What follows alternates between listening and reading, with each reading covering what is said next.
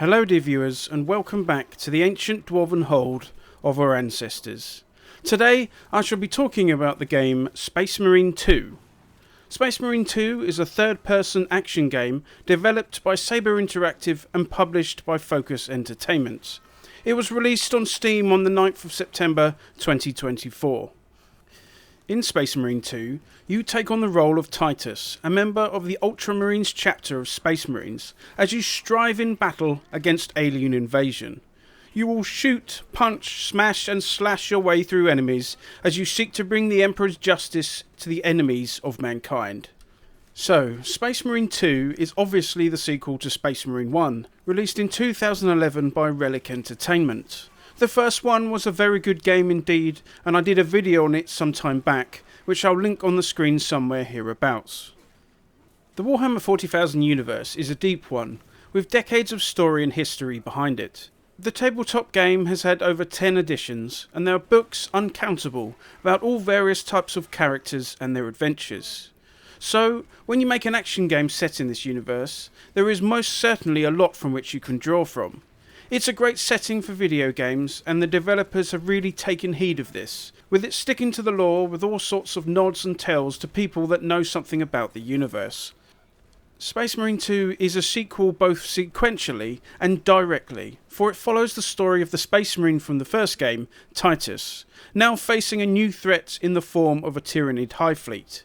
The Tyranids, named after the planet where they were first encountered, are a vast swarm of terrifying creatures that have come across the galactic void to seek out prey and consume it utterly.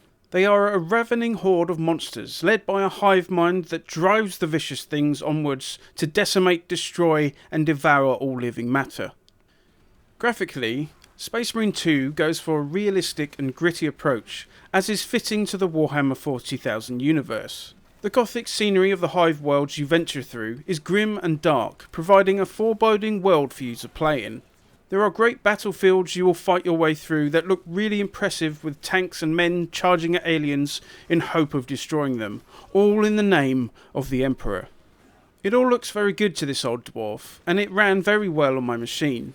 The movement felt smooth, and while in combat, even with lots of creatures on the screen to do battle with, I experienced little slowdown or chugging as the machine tries to render all of the madness going on at once. The one thing that became clear very early on is the loading times. Loading can take quite a long time between missions, so a portion of your time is going to be just staring at the screen. I guess alt-tabbing to watch something silly on YouTube might not go amiss. The combat looks and feels great, with many animations of you chopping up monsters with your chainsword or pelting them with the venerable bolt gun. There is a lot of fluidity here, and a great deal of work put in not only to make it look like a game set in this universe, but also a functioning and responsive game for you to play through. There are two main factions of baddies that you will encounter in Space Marine 2. The aforementioned Tyranid Swarm and a Chaos Horde, specifically those loyal to the Changer of Ways, Tzeentch. The Tyranid Horde, as you would expect, tries to swarm you with Hormagaunts and Termagants, which are easily dispatched but can overwhelm you if you don't take them seriously. Then they have the Tyranid Warriors that are tough and take some going at to bring down. There are Biovores which fire upon you, Raveners that burrow under the ground and Gargoyles on high. Beyond these are the large creatures, such as a terrifying Carnifex, a living tank that can smash any who oppose it to the ground. There is also the Hive Tyrant, which is the closest thing to a leader or general, which is cunning yet also immensely powerful.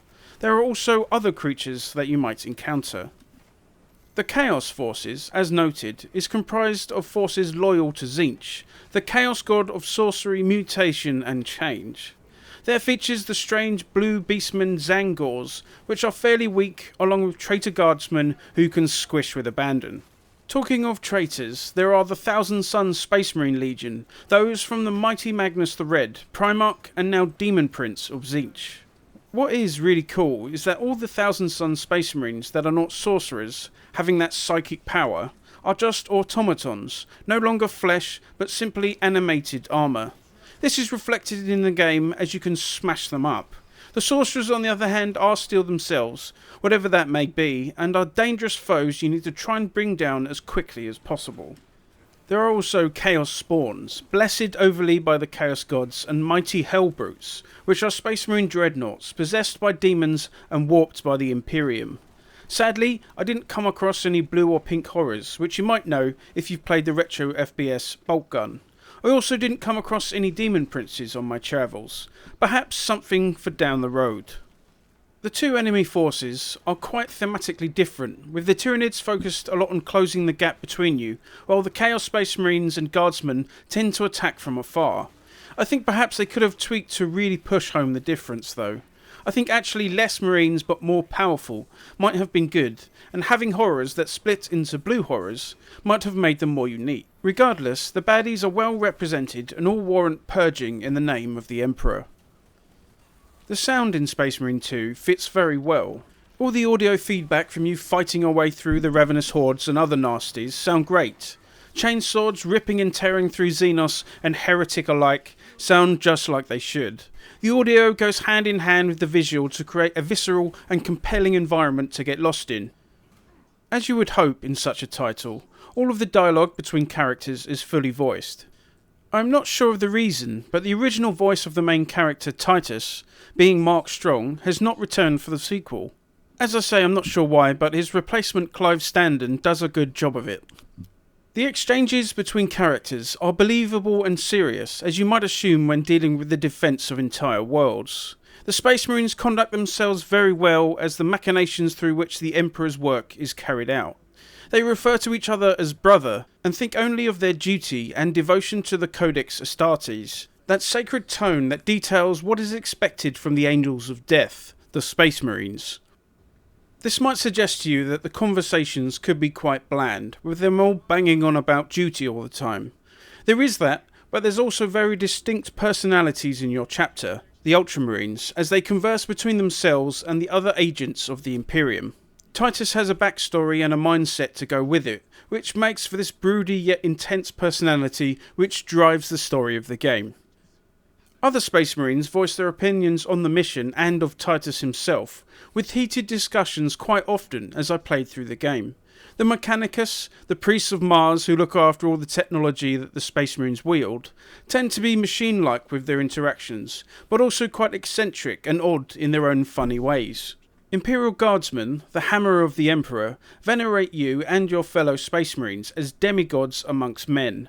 All this, it just adds to the great atmosphere. I'm ringing a lot of praise on the game and how it's done a good job of implementing the dark universe of Only War, because they have done so well with it. We'll talk of the gameplay of course, and that is king, but nailing this is a major part of creating a title from a given intellectual property. There are 3 different modes in which you can play Space Marine. The campaign, which follows the story of Titus, the PvE content, which includes operations and siege and such, and PvP. This video will focus on the campaign and the PvE content. The gameplay of both the campaign and the PvE missions of Space Marine 2 revolves around you being given a mission on the Space Marine battle barge before departing via Thunderhawk gunship to wherever you are required. In the campaign, on your way to the launch bay, you will hear other conversations going on around you, adding to the gripping atmosphere. Before you do depart on any mission, you can go to the armory, where you can select what sort of weapons you'll want to take with you. There are several types of bolt gun, melter guns, plasma guns, sniper rifles and so on, along with different pistols and of course some fierce melee weapons. Once you're suited and booted, you'll depart for your mission. When you arrive, you'll begin fighting your way to whatever objective you've been assigned to fulfill. The action takes place in third person, in that kind of over-the-shoulder way. I imagine you could play with a controller, but I played using the mouse and keyboard. The initial bindings are pretty good, but I did remap a couple to my mouse so I could react a little quicker. Moving your Space Marine around feels responsive. They're not known for their agility, but they handle pretty well. The superhumans of the far future don't seem to have learnt how to jump yet though. It can be quite heavy under all that armour, I guess. The Space Marine series is all about action combat, dear viewers, and I can say that what we were looking for has been delivered mightily in the name of the Emperor of Mankind. You have several weapons at your disposal for meting out his justice. You have a main weapon which you'll hold with two hands and is usually a bolt gun of some sort, though other types of weaponry will become available. Besides this, you have a melee weapon and a pistol combo. Again, there are several types of pistols and melee weapons that you can equip. With the primary firearm, you can take the approach of ranged combat, shooting at different ranges with differing effects, depending on the weapon equipped. There are shorter range bolt guns with rapid fire, along with melter gun, which is kind of like a hot shotgun, where you can deal with foes in the medium range, as well as longer range scope rifles, where you can deal damage from afar with precise shots. No matter how far away you start from the baddies, you will inevitably be swarmed by them or charged by a bigger, tough enemy. You can still deal with them with the shorter range primary weapons, but sometimes you've got to just dish out some punishment in melee combat. There are several weapons to make use of here, with the classic chainsword allowing you to carve up some nasty in a satisfying and gruesome way. There is a combat knife which is faster but not as penetrating, as well as a power sword which is fast but can also deal serious damage. In the PvE missions and siege, you get access to a shield and also a power axe, which adds to the melee diversity.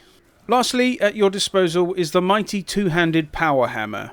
That great maul glistening with energy that can take out whole groups of enemies in a single mighty swing. It isn't all swing your sword around and things will die though.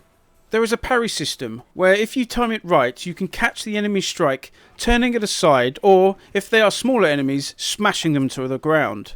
If you manage to do a well-timed parry, this can open up a window to strike back, and also allowing a special powerful single shot with your pistol that will do a considerable amount of damage.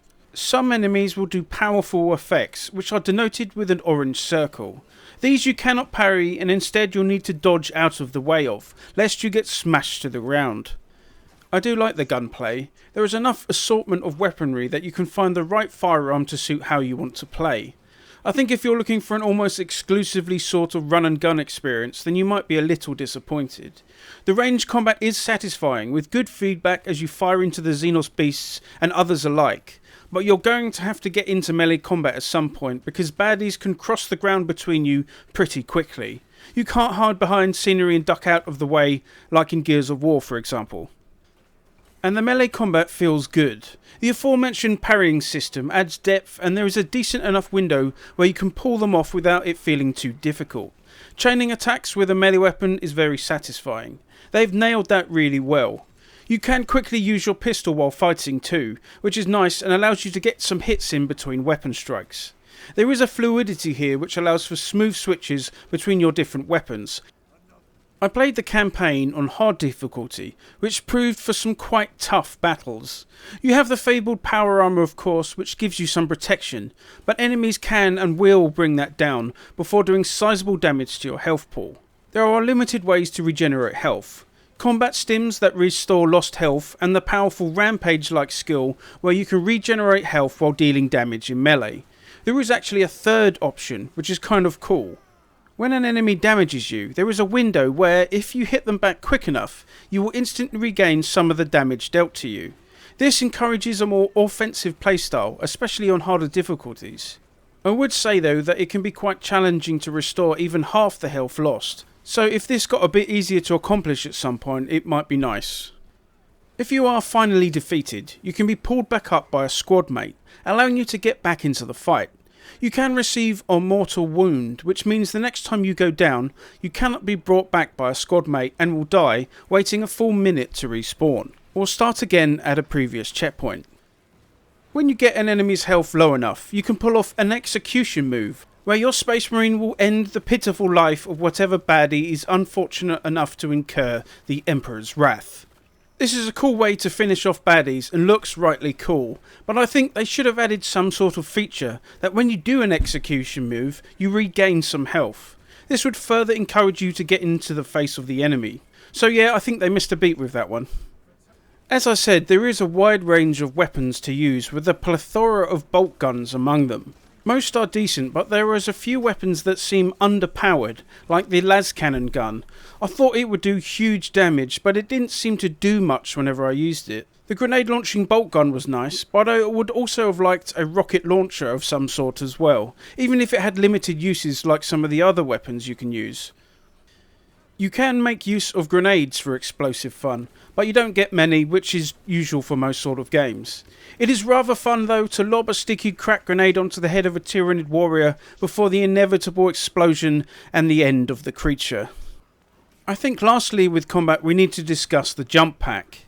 These are, like the name suggests, special backpacks you can acquire at different times in the campaign and with certain loadouts in operations that allow you to jump vast distances.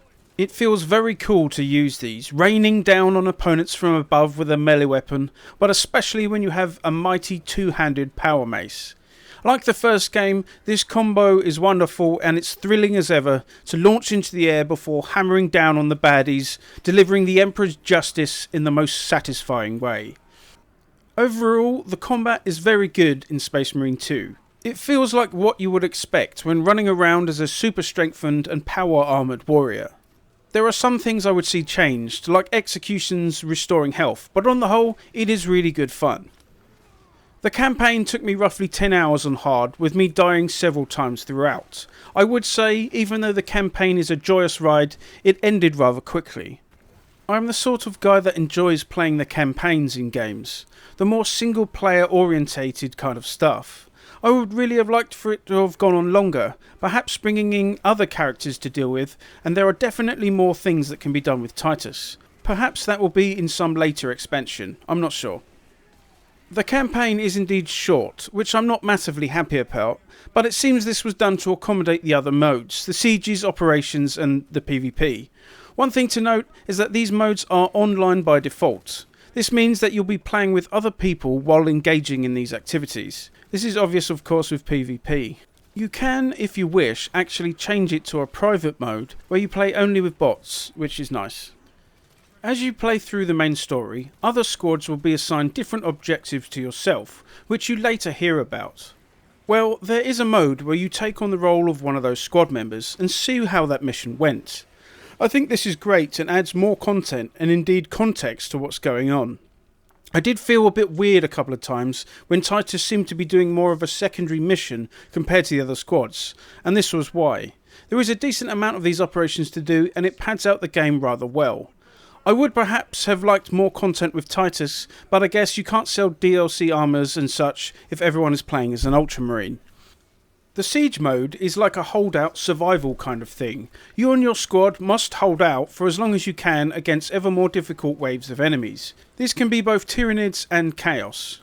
Between waves you can spend points you gain from fighting the baddies to restock ammo, get health sims, summon more Imperial Guard and so on.